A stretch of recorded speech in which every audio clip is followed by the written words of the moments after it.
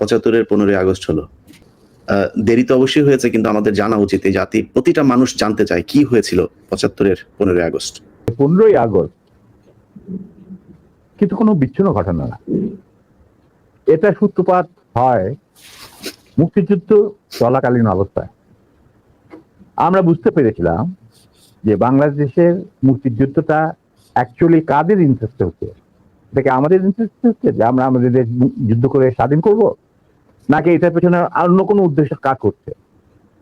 যখন 7 দফাতে চুক্তি করে নজরুল ইসলাম আর তাজউদ্দিনকে পারমিশন দেওয়া হলো to establish provisional government in Calcutta, এই 7টা ক্লজ পড়ে সাইন করার পর, দস্তখত করার পরে নজরুল ইসলাম সাহেব ফিট হয়ে পড়ে গিয়েছিলেন যে এটা তো একদম একটা দাস খর, যে আমরা ক্রমান্বয়ে ভারতের একটা করদ রাজ্য, তারপরে একটা অঙ্গরাজ্য হিসেবে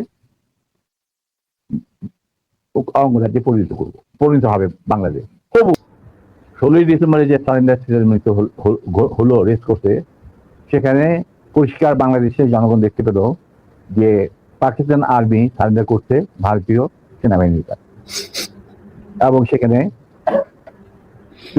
সাইন করছেন আরোরা ভারতীয় বাহিনীর পক্ষে, আর ওদিকে নিয়াজি পাকিস্তানি আর্মির পক্ষে।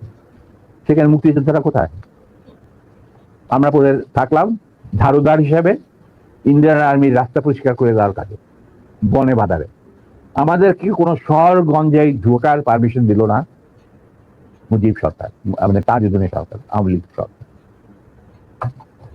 সেই অবস্থায় কি প্রমাণিত, এটা এই ঘটনায় কি প্রমাণিত হলো? ইন্ডিয়া প্রমাণ করলো সারা বিশ্বে যে বাংলাদেশের জনগণ নিজেরা যুদ্ধ করে দেশ স্বাধীন করেনি। বাংলাদেশ নামক একটি রাষ্ট্র প্রিমেচুরলি জন্ম দেওয়া হয়েছে as an outcome of Indo Pakistan war, যেখানে ইন্ডিয়া জিতেছে। তারপর মুজিবকে যখন ছাড়া হলো, সে তো কিছুই জানতো না যে স্বাধীনতাতে কোনো মুক্তি ফৌজ বলে কিছু ছিল, হাজার হাজার লোক দেশচ্যুত হয়েছে, প্রাণ হারিয়েছে, কি জানতো। তাকে যখন ছেড়ে দেওয়া হলো, তখন ইন্দিরা গান্ধী তাকে পাকিস্তানে ফোন করে বলল যে, ফোন করলো মুজিব, ফোন করে বললো যে আমি দেশে ফিরে যাচ্ছি। তখন ইন্দিরা গান্ধী যাওয়ার আগে আপনার সাথে দেখা করে আমি আপনাকে কৃতজ্ঞতা জানতে চাই।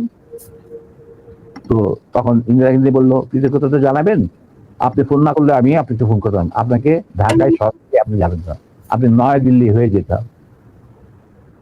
মুজিব সেটাই করলেন, তিনি চলে গেলেন নয়াদিল্লি, লন্ডন হয়ে। সেখানে কি হলো, যেই 7 দফার চুক্তিতে সাইন করার পর প্রবাসী সরকার গঠন করেছিল তাজউদ্দিন আর নজরুল ইসলাম, সেই আওয়ামী লীগ বাংলাদেশে ক্ষমতা গ্রহণ করলো সারেন্ডারের পর ওই 7 দফা ভিত্তিতে। এবং সেই 7 দফাতে মুজিব স্বাক্ষর দেওয়ার পর ফিরে গিয়ে তিনি ক্ষমতা নিজে হাতে নিয়ে নিলেন। তাজউদ্দিনকে বললো, তাজউদ্দিন তুমি প্রাইম মিনিস্টার থাকবে না, আমি হোম প্রাইম মিনিস্টার। তারপর কি হলো, কোনো নির্বাচন নাই, কিছু নাই। ওই 70-এর নির্বাচনের সুবাদে তারা ইন্ডিয়ার 4 স্তম্ভ ডুপ্লিকেট বাংলাদেশে ইম্পোর্ট করে তার উপরে একটা সংগঠন বানালো। তারপর মুজিবকে দিয়ে রক্ষী বাহিনী সৃষ্টি করলো ইন্ডিয়া। তারা বাংলাদেশের সামরিক বাহিনীকে দুর্বল করে একটা নামের মাত্র সামরিক বাহিনী, হাতে লণ্ঠন, করে ঠনঠন, এই ধরনের একটা সেনাবাহিনী রাখবে। আর কারণ একটা সেনাবাহিনী তো রাখতেই হবে, কারণ যে কোনো জাতির মেরুদণ্ড হচ্ছে সেনাবাহিনী।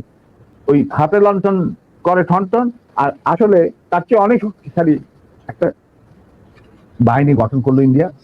দেখা গেল যে সেই সূতিকাগার থেকে মুজিব কায়েম করলেন একদলীয় একনায়কত্ব, স্বৈরাচার শাসন, বাকশাল করার পর মুজিবের শক্তি বেড়ে গেল। অনেকে বলে মুজিবকে মারা হলো কেন?